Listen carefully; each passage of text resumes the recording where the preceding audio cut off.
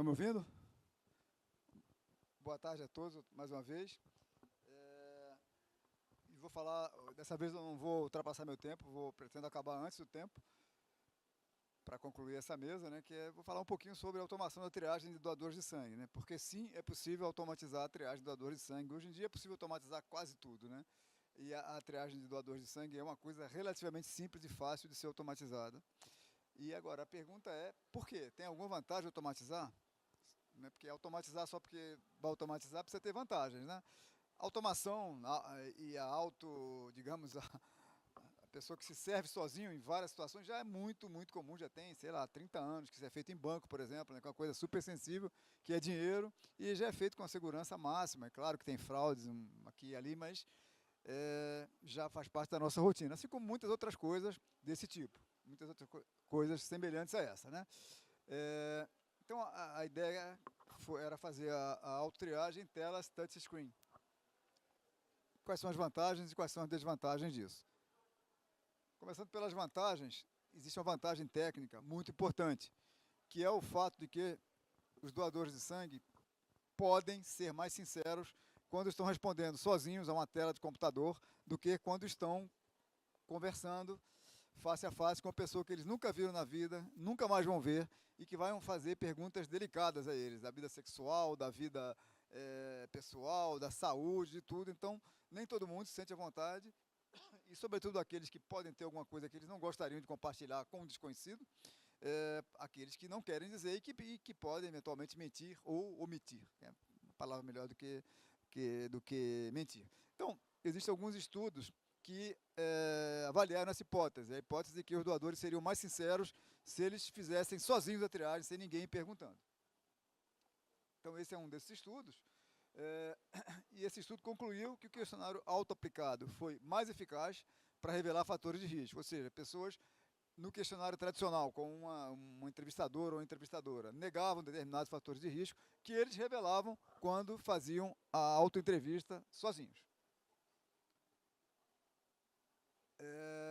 Depois foram saindo mais estudos. Esse é um estudo super interessante, publicado pelo Grupo Red, feito no meu centro de São Paulo, com várias pessoas que vocês conhecem, César, Alfredo, enfim, vários, Esther Sabino. E eles avaliaram a mesma coisa, se era mais segura a triagem, se era mais fidedigna a triagem feita pelo modelo tradicional ou por um modelo que eles chamam, um instrumento chamado de ACAS, era um modelo que era uma triagem, não era numa tela touchscreen, era com fone de ouvido, com as perguntas feitas, eles respondiam falando, né? Então, eles estudaram 901 doadores que foram aceitos, que eram HIV negativo, e 13% revelaram na autoentrevista fatores de risco que eles negaram na entrevista face a face. Então, é um estudo que comprovou aquele outro estudo, que é da primeira década do ano, né, do século XXI, mostrando que parece que, de fato, a autoentrevista tem vantagens e pode ser mais segura, pode proteger melhor, né, a segurança do sangue. Esse é um outro estudo feito por Mindy Goldman, também do Canadá, que ela avaliou também a mesma coisa. Muitos estudos avaliaram isso, eu peguei aqui alguns que são os mais destacados, e ela comparou 3 tipos de abordagem na triagem clínica. Questionário tradicional, questionário que ela chamou de reformatado, simplificado, com perguntas mais diretas e auto-administrado, e autoentrevista audiovisual assistida por computador. As respostas mais conformes foram: no modelo tradicional foi o pior, e na autoentrevista assistida por computador foi o melhor.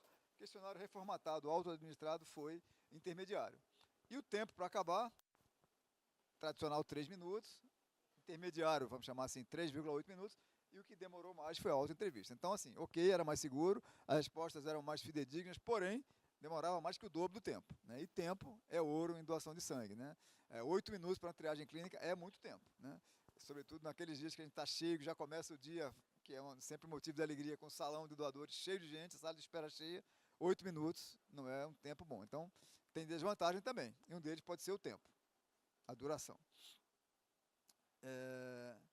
Um outro estudo, também já antigo, publicado em 2007, por outro grupo americano, que também concluiu que a duração da entrevista aumentou em 4 minutos. A carga de trabalho, por outro lado, a carga de trabalho dos profissionais de saúde diminuiu. Por que diminuiu? Porque agora tem uma máquina que faz sozinho o trabalho que, que os enfermeiros, as enfermeiras, que os médicos faziam de entrevistar os doadores, né? A identificação dos erros, dos fatores de risco aumentou, erros e omissões diminuíram, e o questionário, os doadores todos gostaram muito. Então, assim, há um grupo de evidências fortes, tem muito mais, mostrando que a autoentrevista pode ser uma saída para a gente ter mais segurança e mais confiabilidade nas respostas que os doadores nos dão.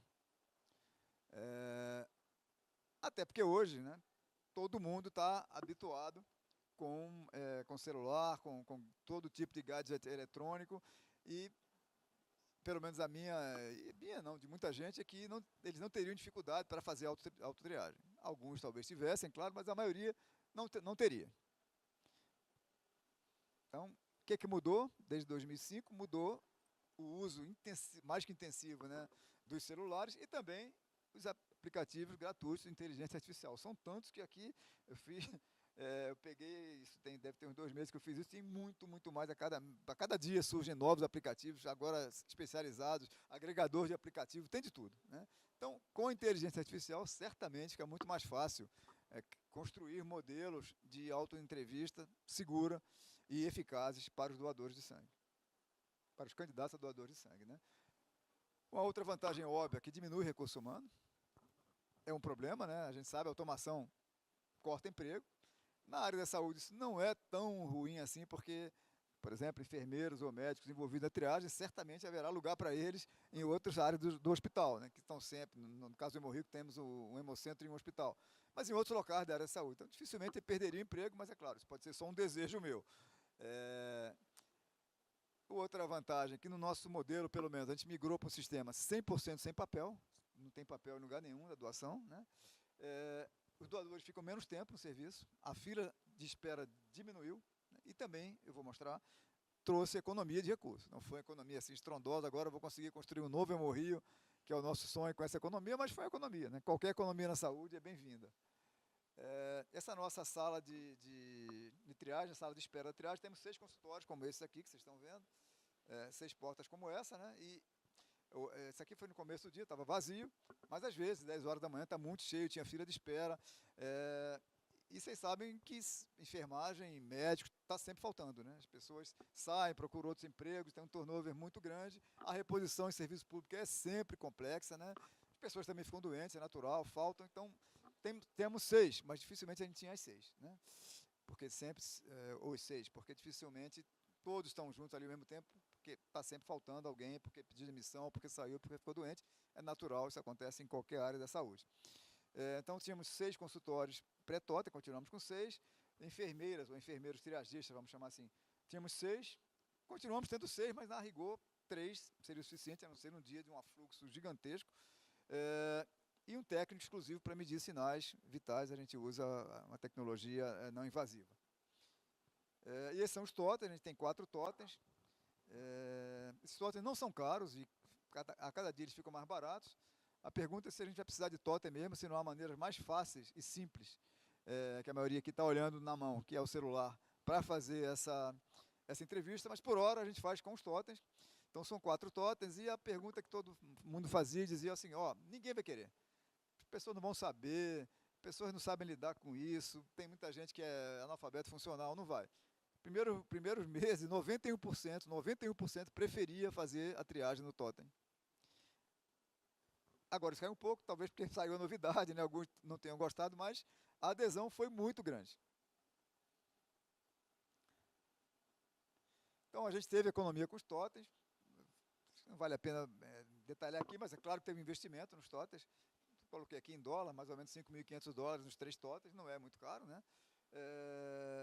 Teve que desenvolver o software, porque o software não estava adaptado, então teve uma implementação, o software existia, mas teve que ter uma nova funcionalidade, tem a manutenção dessa nova funcionalidade e tem um total. Então, a rigor, a gente economiza por ano mais ou menos $25 mil, que é um bom recurso, né?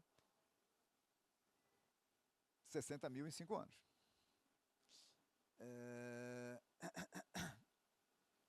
Então, no totem, a primeira coisa que acontece é touch screen, obviamente. A primeira coisa é a identificação do doador. ele coloca os cinco primeiros números do CPF dele, e aí já vai ligar para o nome dele. Se não for, ele já fez o cadastro, lembra que a primeira coisa é o cadastro não são eles que fazem, é uma pessoa que faz o cadastro, então já está automaticamente no sistema. E aí, para validar o CPF, se pergunta qual é o primeiro nome. Desculpa, mas é porque, como eu não sei se vocês estão ouvindo, eu vou gritando cada vez mais, é estranho aqui. Qual é o primeiro nome da mãe dele? E aí, se ele acertar, né? E óbvio que só não vai acertar se for disposto a fraudar, aí abre um termo de consentimento esclarecido, que ele assina e é validado porque ele colocou o CPF e validou o CPF, ligando o CPF ao nome da mãe.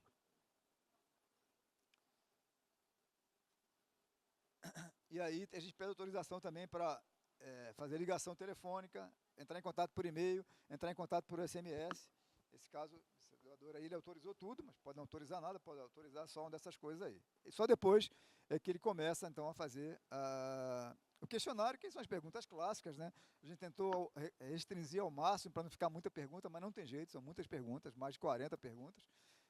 A primeira pergunta é a pergunta, né, que a espécie quebra-gelo já doou sangue alguma vez.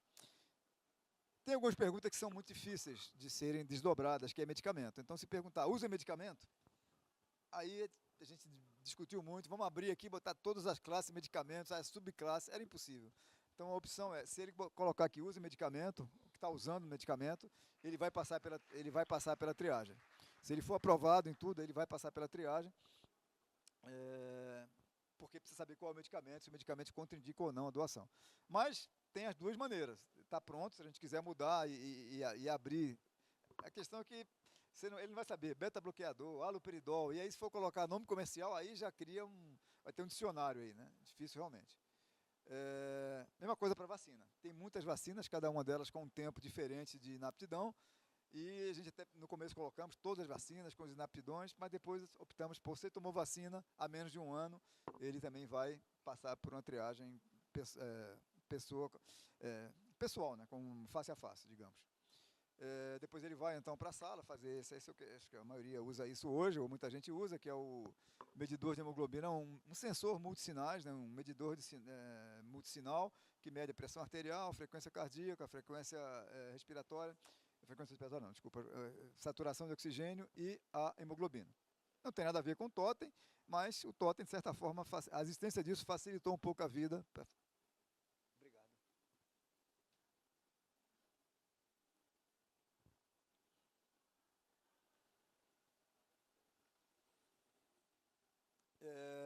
E eu falei que é sem papel. Aí, uma coisa que todo mundo, a gente pensou lá, tá bom, sem papel, mas como é que a pessoa que vai fazer a coleta vai saber os dados do doador? Ele vê aqui, esse homogeneizador é interfaceado com o nosso sistema e aparece o nome do doador, aparece a foto dele, a gente tira uma foto no cadastro. Então, é um processo todo feito sem papel. Esse nome aqui, tá vendo aqui? Desculpa.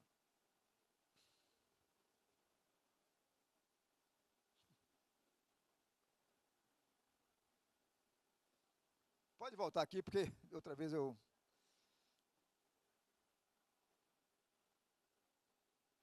Pode deixar aí, daqui para frente eu vou.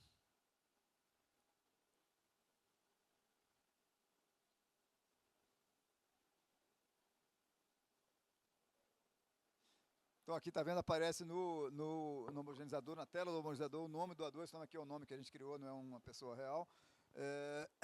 E aí vai seguir, se o nome dele conferir com o código barra que vai ser lido.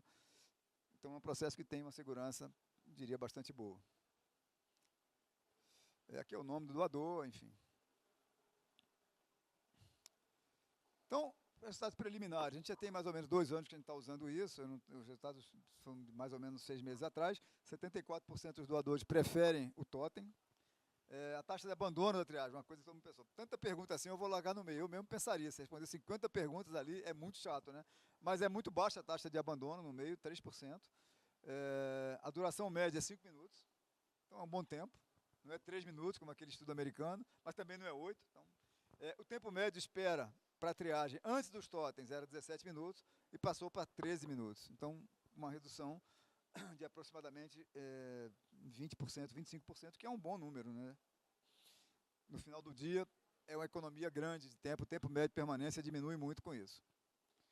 E esse é tem vários algoritmos possíveis, esse é um que a gente começou, depois a gente já mudou, mas enfim, basicamente a ideia era, atende os requisitos, está aprovado, e vai verificar os sinais vitais e a hemoglobina. Não atende os requisitos, ou tem dúvida, por exemplo, toma vacina há um mês, que vacina foi essa, aí vai passar pela avaliação, e se ele for reprovado, se algum critério de triagem, na resposta dele, não permitir que ele doe sangue, ele vai ser avaliado pela enfermagem. Então, eu sei que São Paulo, por exemplo, usa isso, começou a usar também, e eles fazem a lógica oposta. Se ele for aprovado, ele vai para a enfermagem. Se ele for reprovado, ele não vai, ele sai dali mesmo. Não sei qual é a lógica, qual é o melhor e o pior situação. A nossa opção foi essa aqui. Então, basicamente, a automação da triagem é uma inovação, né, uma inovação promissora, eu diria. É barato, não é caro, na verdade traz economia.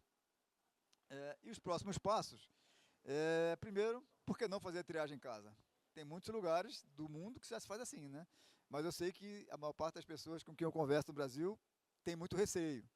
Eu acho que a gente tem hoje meios, ferramentas tecnológicas para garantir a segurança desse processo. Teria que ter algum tipo de validação. Não é difícil, também não é assim da noite para o dia, não é fácil, mas assim, é uma coisa. A outra coisa é, por que em vez de ter um totem, por que as pessoas não entram, leem um código de barra, automaticamente abre o questionário que vai estar conectado com a nossa base de dados, com o nosso software, né, com o nosso servidor, ele vai respondendo e tem a mesma coisa que o totem faz, o totem é um computador, nada mais que isso, o celular também é um computador, eu tenho um processador ali, por que não é feito isso? Por que a gente precisaria de totem? Talvez a gente não precise. Então esse é o próximo passo que a gente está trabalhando, antes de fazer em casa, é tentar ver se é possível. É claro que no meio do caminho vai ter problemas, né, que são solúveis, eu acho, de em vez de mantermos os totens, mas também as pessoas fazerem sentados no seu próprio celular, sem esperar por ninguém, e passariam só pela triagem em casos específicos.